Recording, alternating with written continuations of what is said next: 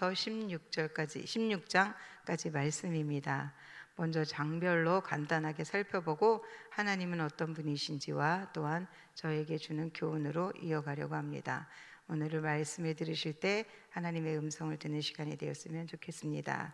먼저 13장 말씀입니다. 13장은 총 25절로 구성되어 있으며 주로 등장하는 핵심 주제들이 반복적으로 등장을 합니다. 전체를 다 살펴보기는 어려워요. 그러나 몇 가지만 같이 한번 살펴보도록 하겠습니다.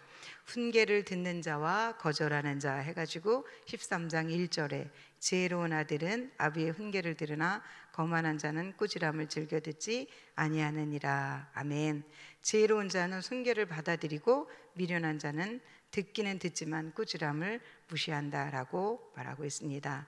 또한 말의 절제에 대해서 입을 지키는 자는 생명을 보존하고 말을 함부로 하는 자는 멸망에 이르게 된다는 경고의 말씀도 3절에 있습니다. 계속해서 게으름과 부지런함에 대한 언급도 있습니다. 게으른 자는 원하는 것을 얻지 못하지만 부지런한 자는 풍족함을 누리는 교훈에 대해서 4절에 기록되어 있습니다. 또한 13장 11절 말씀은 재물을 모으되 어떤 방법으로 모아야 하는지를 정직하게 모은 재물은 늘어나고 속임수로 얻은 재물은 줄어들게 된다라는 말씀이 있고요. 소망과 인내에 대한 말씀도 있습니다. 소망이 더디 이루어지면 그것이 마음을 상하게 하거니와 소원이 이루어지는 것은 곧 생명 남으니라 라는 말씀이 기록되어 있습니다. 13장 20절에는 지혜로운 자와 동행을 하면 지혜를 얻고 미련한 자와 함께하면 해를 받는다라는 말씀, 또한 24절은 자녀 교육에 대해서 기록하고 있는데 매를 아끼는 자는 그 자식을 미워함이라 자식을 사랑하는 자는 근실이 징계하느니라 라는 말씀이 기록되어 있습니다. 14장입니다. 14장 말씀은 지혜와 어리석음, 의로움과 악함, 경외와 교만 사이에 그 삶의 두 길을 강조하고 있으며 하나님을 경외하는 삶이 어떻게 개인과 공동체에 복을 가져오는지를 강조하고 있는 장입니다. 14장 말씀은 잠시 후에 하나님은 어떤 분이신지에 대해서 좀 더 다루도록 하겠습니다. 이어서 15장 말씀입니다. 15장 말씀은 총 33절로 구성되어 있습니다. 중심 내용으로는 말의 힘과 영향력에 대해서 훈계와 교훈을 받아들이는 자와 거절하는 자의 미련함에 대한 내용들을 기록하고 있습니다. 제가 읽었던 말씀 중에 와닿았던 말씀을 나눠드리겠습니다. 22절부터 23절까지 말씀인데요, 같이 한번 읽어보도록 하겠습니다. 시작. 의논이 없으면 경영이 무너지고 지략이 많으면 경영이 성립하느니라. 23절입니다. 사람은 그 입의 대답으로 말미암아 기쁨을 얻나니 때에 맞는 말이 얼마나 아름다운고. 아멘.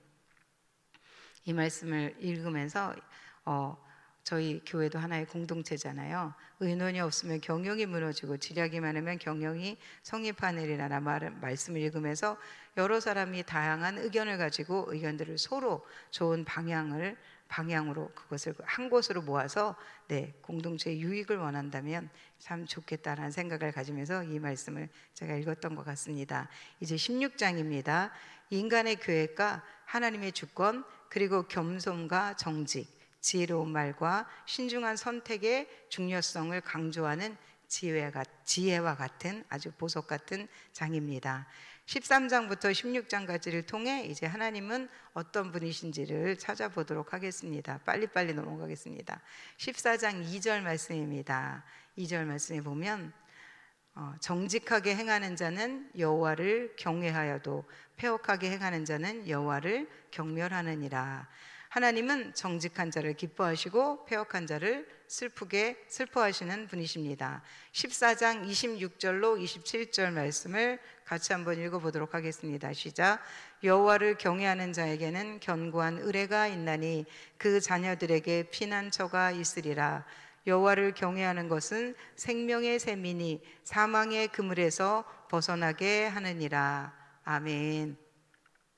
하나님은 우리의 피난처, 생명의 근원이시고 또한 우리의 자녀까지도 보호하시는 분이십니다. 14장 31절 말씀은 가난한 자를 학대하는 자는 그를 지으신 이를 멸시하는 자요, 궁핍한 자를 불쌍히 여기는 자는 주를 공경하는 자니라 라는 말씀이 있습니다. 하나님은 창조주로서 모든 생명을 귀히 여기시는 분이십니다. 우리가 이웃을 대하는 그런 태도에서 하나님을 대하는 그런 태도를 하나님은 보고 계시다고 말씀하시고 계신 것입니다. 15장 3절입니다. 여호와의 눈은 어디서든지 악인과 선인을 감찰하신다고 하셨습니다. 하나님은 모든 것을 감찰하시는 전지전능하신 분이십니다. 은밀한 죄도 조용한 선행도 다 보고 계시는 분이라는 것입니다. 15장 8절로 9절 말씀에도 악인의 제사는 여호와께서 미워하시고 정직한 자의 기도는 기뻐하시느니라. 하나님은 형식보다 중심을 보시는 분이십니다. 15장 33절 여호와를 경외하는 것은 지혜의 훈계라 겸손은 존귀의 앞잡이니라. 하나님은 겸손한 자를 존귀하게 하시는 분이고 교만은 멸망길로 가는 길이라고 말씀하고 있습니다. 16장 1절에도 하나님은 어떤 분이신지에 대해서 많이 기록이 되어 있는데요, 1절 말씀을 한번 읽어보도록 하겠습니다. 시작. 마음의 경영은 사람에게 있어도 말의 응답은 여호와께로부터 나오느니라. 하나님은 결정적인 응답을 주시는 주권자가 되십니다.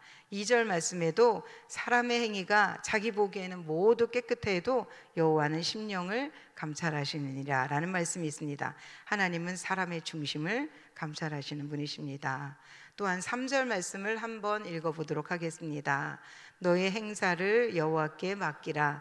그리하면 내가 경영하는 것이 이루어지리라. 아멘.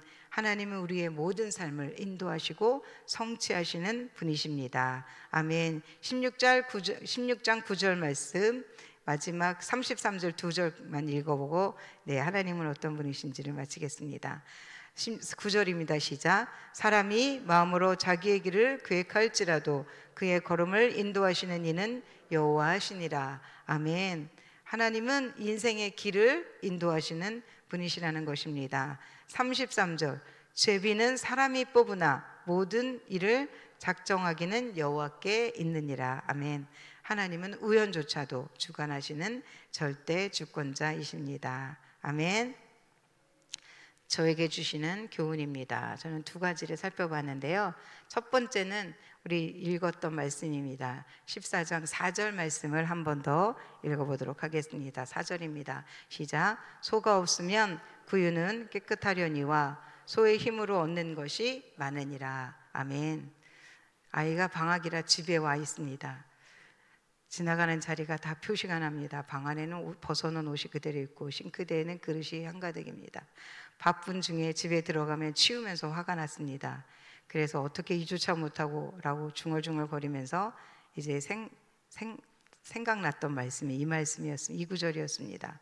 구유가 없으면 얼마나 깨끗하겠어요. 소가 없으면 구유는 청소할 필요도 없고 파리도 없습니다. 똥 냄새도 안 납니다. 그러나 소가 없으면 돈도 되지요. 우유도 나오고 재산이 늘어나는 겁니다. 소가 새끼를 낳아보세요. 재산이 불어나는 거죠.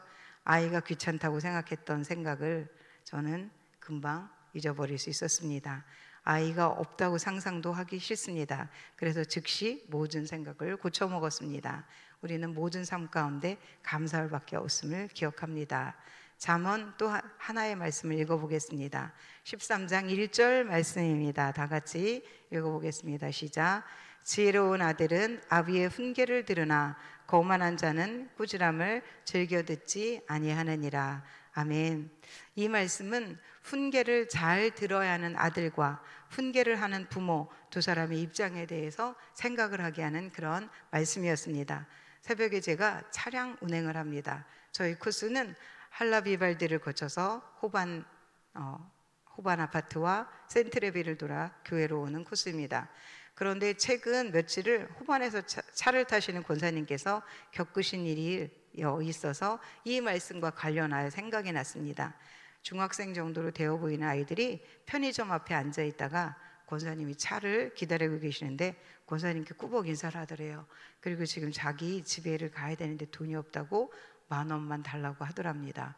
권사님은 너무 무서워서 일단 내가 아침에 돈을 가지고 나오지 못했어 하고는 저 구석으로 피해 계시다가 차를 탔다고 합니다. 그 아이들이 그곳에 거의 매일 나와서 앉아 있다는 겁니다. 때로는 여자아이도 함께 있다고 했습니다. 저는 얘기를 들으면서 저희 아이가 생각이 났습니다. 제가 이제 신학을 마치고 사역지를 위해 기도하고 있었고 남편도 사역을 옮겨야 하는 상황에 있었는데 그때 하나님이 우리에게 주셨던 마음은 개척이었습니다. 아무런 준비도 없이 순종한다는 마음으로 우리는 인구 대비 교회가 가장 적다고 하는 지역, 포천 지역으로 갔습니다. 그리고 우여곡절 끝에 그곳에 집을 구하고 가정교회를 시작하게 되었습니다. 그때 저희 큰아이가 중학교 2학년이었습니다. 미션 스쿨을 다니고 있었는데 잘 적응하지 못하고 있다는 생각에 저는 오히려 잘 됐다고 생각해서 아이의 동의를 구하지 않았습니다. 그리고 전학을 시키려고 학교를 갔습니다. 가서 서류를 준비하고 아이를 데리고 나오려고 했습니다. 제가 살던 곳은 남양주였고요. 이제 포천 일동으로 차를 그 아이를 태우고 가야 하는데 아이가 없어졌습니다. 아이를 찾아 나섰는데 아이는 자기 교실로 돌아가 앉아 있었습니다. 자기는 전학을 가기가 싫다는 것입니다. 그러면서 절대 따라가지 않겠다고 우기며 우는 그 아이를 강제로 차에 태워서 그 중학교 2학년 아이를 태워 포천 일동으로 데리고 왔습니다. 그 아이는 부모인 저희 말을 듣지 않았습니다. 자기는 자기가 다니는 학교를 계속해서 다닐 거고 그 친구들과 헤어지기가 싫다고 했습니다. 저는 부모가 될 준비도 안 된 사람이 부모가 된 것처럼 그 아이의 마음을 읽어주지 못했던 겁니다. 정말 그랬습니다. 그 아이는 그로 인해 한동안 적응을 하지 못했습니다. 주말이면 자기가 있던 동네로 갔습니다. 그리고 친구들과 놀았습니다. 일동에서 고등학교까지 다니게 되었지만 제가 생각나는 우리 아이의 모습은 부모의 상처받은 모습이 제 기억에 있을 뿐입니다. 저의 생각은 그랬습니다. 하나님이 제게 응답을 하셨기 때문에 내 아이는 당연히 부모가 하자고 하는 대로 따라주는 것이 옳은 것이고 또 그렇게 할 것이라는 그런 기대가 있었습니다. 그러나 이것을 말씀을 준비하면서 저는 두 가지를 생각했습니다. 목사님이 늘 강조하셨던 말씀 이삭을 기억해 봅니다. 이삭은 죽으려고 모리아산을 향해 올라가던 그날 모든 걸 알면서도 그 아버지의 행동을 다 받아들이고 순종하기로 결정을 했습니다. 마음에 슬픔이 차오르지만 그는 아버지의 그 처진 어깨를 읽으며 아버지의 고뇌의 시간을 알아차렸던 겁니다. 그렇게 부모를 읽어내고 순종의 길을 선택했던 이삭은 복을 받았습니다. 이삭의 삶은 평탄했습니다. 그리고 그의 삶은 유복했습니다. 그는 주는 삶을 살았습니다. 나의 아이는 그런 순종적인 아이가 아니었습니다. 무조건 순종할 수가 없는 아이였습니다. 여기서 저는 저를 돌아보게 되었습니다. 아브라함의 믿음의 태도와 사라의 삶에서 주는 삶의 방식에 주는 평안함이 그 아이로 하여금 정서적인 안정을 주었을 것임이 틀림없었을 것입니다. 그들의 삶과 나의 삶은 비교가 되었던 것입니다. 저는 아이에게 그런 안정감을 주지 못했습니다. 남편과 갈등이 심해서 늘 다툼이 끊이지 않는 가정을 기억합니다. 모든 걸 수용하고 받아들이기에는 저도 성숙하지 못했습니다. 내 불순종을 선택한 아이는 나의 결과물이었습니다. 이런 자녀가 부모의 모든 말에 순종으로 반응하기란 어렵다는 것을 저는 인정합니다. 자아가 성장하는 나이의 청소년 때에는 때로는 가정을 등지고 밖에서 주는 소리들로 그들의 성장을 채우려는 아이들이 있습니다. 전적으로 부모의 책임입니다. 나의 큰딸의 불순종도 저의 결과라는 것을 알기에 저는 그렇게 결론을 내렸습니다. 이 말씀을 준비하면서 또 한 분 생각나는 사람이자 하나님이신 분을 저는 기억해냈습니다. 예수 그리스도 그분이십니다. 그분은 하나님이신 동시에 인간이셨습니다. 하나님이신 예수님이 인간의 모습으로 오셔서 순종을 선택하셨습니다. 그리스도가 결정한 십자가의 죽음을 선택한 순종은 결코 쉬운 선택이 아니었습니다. 인간의 육신을 입었기에 인간의 고통을 통과할 수 없는 것이었습니다. 그러나 예수님은 그 고통을 순종함으로 감당하셨습니다.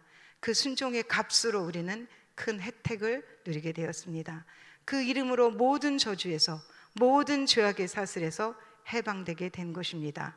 죽음에서 생명으로 옮겨진 것입니다. 오늘 나는 영적인 자녀를 양육하는 목회자로서 양육을 감당하지 못한다면 어떻게 될까요? 아브라함이 이삭을 부모에게 순종하는 자녀로 양육하였듯이 양육의 책임을 다하는 자 되었으면 좋겠습니다.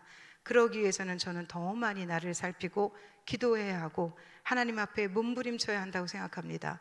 오늘 우리 성도님들에게 하나님은 어떤 말씀으로 도전하고 계시나요? 이 말씀을 듣고 어떤 부모가 되길 원하시나요? 나의 자녀가 어떤 모습으로 나에게 순종하기를 원하시나요? 내가 먼저 올바른 양육자가 되어야 합니다. 부모로서 영적으로 양육할 책임을 다할 모습을 갖추어야 합니다. 그럴 때 순종하는 자녀도 자녀에게 지혜로운 아비의 훈계를 줄 수 있는 부모가 될 수 있다는 것을 확신합니다. 기도하면서 말씀을 마치겠습니다.